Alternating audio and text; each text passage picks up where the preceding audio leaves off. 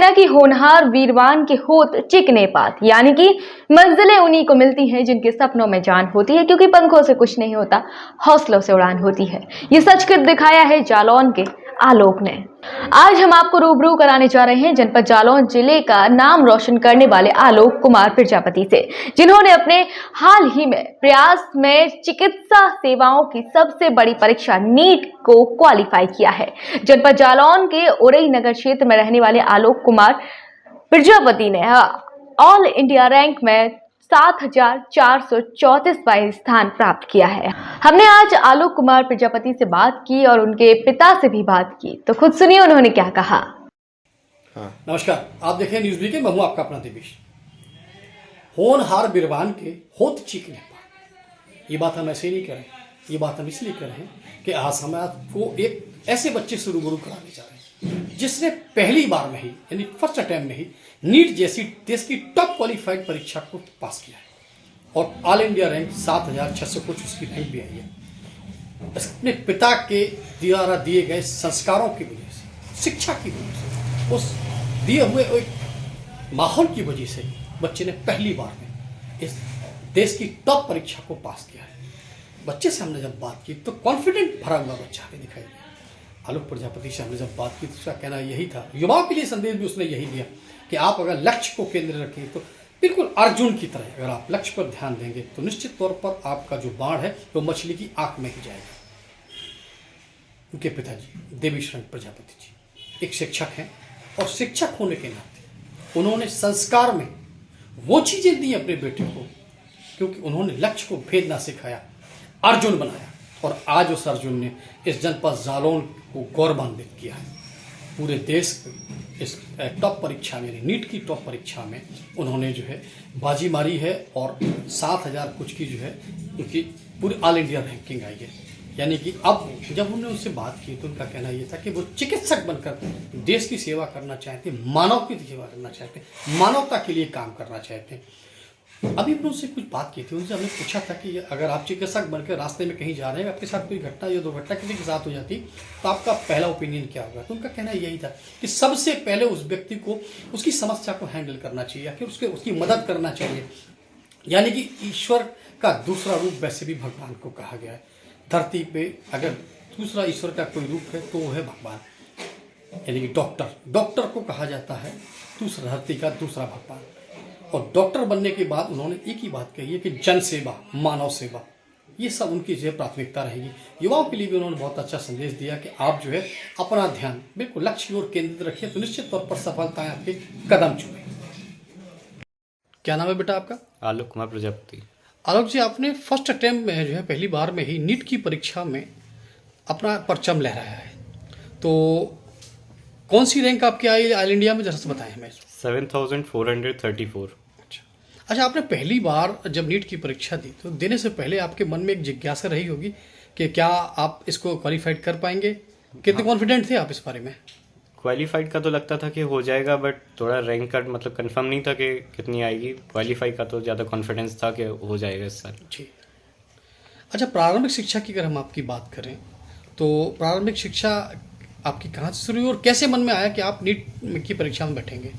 Starting तो छोटे में VSB एजुकेशन सेंटर उरई से वहाँ पे पढ़े थे, तो 8th तक वहाँ तक पढ़ा। फिर थोड़ा मतलब जैसे रिजल्ट वगैरह निकलते थे न्यूज़पेपर में और बाकी जो घर के लोग हैं उन्होंने भी कुछ तैयारी करी, दीदी वगैरह ने, तो उससे भी थोड़ा लगता था कि अगर तैयारी कर लेंगे बाहर जाके तो थोड़ा मतलब कुछ सही हो जाएगा, इसलिए वहाँ पे फिर जाके तैयारी करना स्टार्ट करा और वहाँ गए तो थोड़ा वैसा माहौल भी रहा था कि पढ़ने का रहेगा, तो उससे फिर मोटिवेशन मिलता रहा। मम्मी भी साथ में थी, पापा का भी सपोर्ट रहा, बाकी टीचर्स ने भी सपोर्ट करा और बाकी सभी का सपोर्ट रहा था, तो उससे सही मार्क्स आज मिल गए हैं उससे। अच्छा, आप जब इस क्वालिफिकेशन उसके लिए कंपटीशन के लिए जब आप बैठे थे तो कहीं ना कहीं मन में एक ही लक्ष्य था या कुछ और दिमाग में चल रहा था? थोड़ा सा पैनिक तो लग रहा था, लेकिन ये था कि हो तो जाना चाहिए, बिकॉज इतनी तैयारी कर ली थी पहले से भी और जो घर पे भी मतलब जो प्रैक्टिस चलती थी उसमें भी अच्छे मार्क्स आ रहे थे, तो उस हिसाब से लगता था कि हो तो जाएगा। अच्छा, जिस वक्त आपका रिजल्ट आया, सबसे पहले जब आपने रिजल्ट देखा तो सबसे पहले आपके दिमाग में क्या चला, मतलब कि आपके पीछे सफलता के पीछे कौन? वो सक्सेस के पीछे तो पेरेंट्स और टीचर्स का ही रहा, और दीदी ने भी काफ़ी सपोर्ट करा इसमें। बाकी फ्रेंड्स का भी सपोर्ट रहा था मेरे, मम्मी पापा दीदी और टीचर्स का ज़्यादा सपोर्ट रहा, और बाकी लोग भी। कभी कभी ऐसे भी क्षण आए होंगे जब आपको किसी ने हतोत्साहित भी किया होगा, या आपके मन में ये रहा होगा कि भाई शायद हम ये कर पाएंगे या न कर पाएंगे, क्या ऐसा भी दौर गुजरा है आपके? कभी कभी जैसे टेस्ट में जितना मतलब मेरा रैंक रहता था उस हिसाब से 1-2 टेस्ट में अगर कम होता तो लगता था कि शायद से कोई मुश्किल हो जाए, तो उसमें पेरेंट्स और बाकी सभी लोगों ने मोटिवेट करा, उससे सपोर्ट मिलता रहा, टीचर्स की भी हेल्प मिली थी। आज के युवा जो बिल्कुल, आप भी युवा हैं, फर्स्ट अटेम्प्ट आपने क्वालिफाइड किया है, नीट के लिए क्वालिफाइड किया है, निश्चित तौर पर आप जो है एक बड़े अच्छे से चिकित्सक बन के जनमानस की सेवा करेंगे। तो आज के युवाओं के लिए आपका क्या संदेश है कि वो किस लक्ष्य को ध्यान में रखकर अपना काम करें? अपने से मतलब कुछ आगे ही बढ़ने की कोशिश करें, और जो भी लें मतलब करियर जो भी आप चूज़ करें उसमें अपना पूरा एफर्ट लगा दें, तो जो भी करेंगे वो अच्छा ही हो सकता है उससे। अक्सर देखा गया है कि कुछ युवा लड़के होते हैं, वो संगत उनको अच्छी नहीं मिलती है, या उनको एक कंपनी मिलना चाहिए पढ़ाई के रैंकिंग होते हुए, वो ना मिल पाने के कारण वो कहीं ना कहीं किसी न किसी दुर्घटना का भी शिकार हो जाते हैं। तो ऐसे लोगों के लिए क्या संदेश है?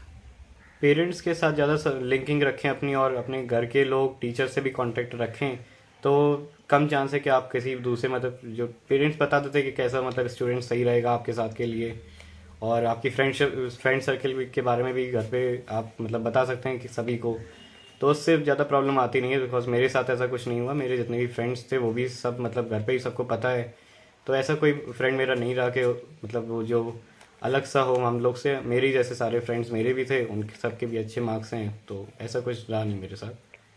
अच्छा, चिकित्सक बनकर आप किस तरीके से लोगों की सेवा करना चाहेंगे? लोगों की हेल्प करना मेन मोटिव होता है, कोई भी डॉक्टर या सर्जन जो भी बनता है, तो यही है कि मतलब अगर किसी को सपोर्ट की ज़रूरत है तो उसको सपोर्ट देना सबसे बड़ा काम होता है, और वो भी फिर याद रखता है कि आपने कभी उसकी हेल्प करी है।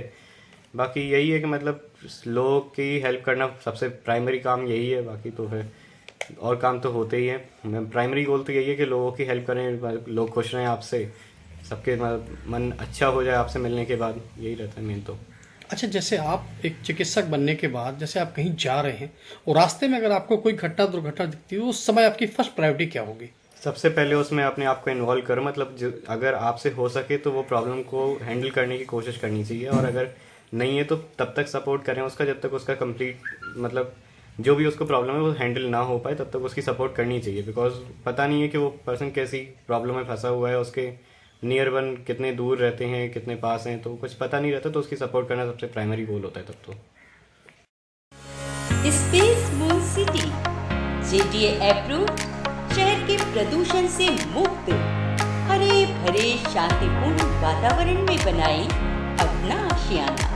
स्पेस मून सिटी झांसी का सबसे आधुनिक 24 एकड़ में विस्तृत world class township, 3 tyre security, 24 घंटे power backup, basement car parking, children park and play area, 2, 3 और 4 BHK फ्लाइट के साथ लग्जरी प्रीमियम विलास, बेहतर लाइफ स्टाइल के लिए club, pool table, badminton court, table tennis, high class gym, swimming pool, restaurant and banquet hall.